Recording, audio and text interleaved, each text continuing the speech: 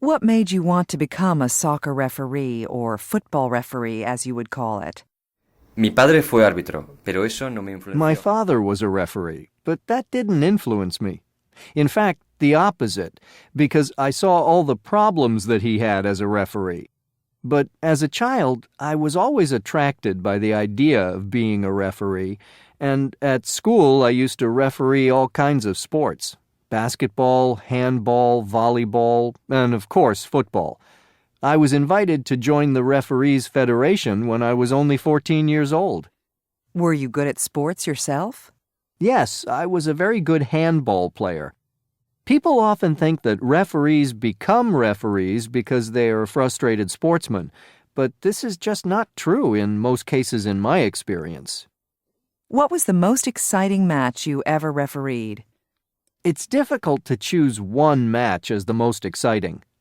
I remember some of the Real Madrid-Barcelona matches, for example, the first one I ever refereed. The atmosphere was incredible in the stadium. But really, it's impossible to pick just one. There have been so many. What was the worst experience you ever had as a referee? The worst? Well, that was something that happened very early in my career.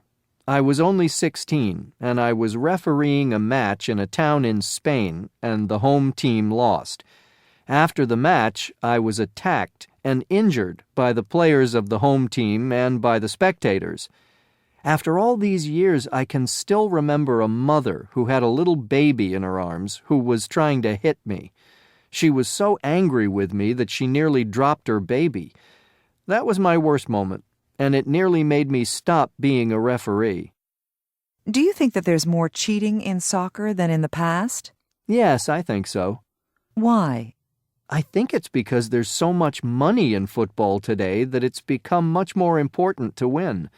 Also, football is much faster than it used to be, so it's much more difficult for referees to detect cheating. How do soccer players cheat? Oh, there are many ways. But for me, the worst thing in football today is what we call simulation. Simulation is when a player pretends to have been fouled when in fact he hasn't. For example, sometimes a player falls over in the penalty area when in fact nobody has touched him. And this can result in the referee giving a penalty when it wasn't a penalty.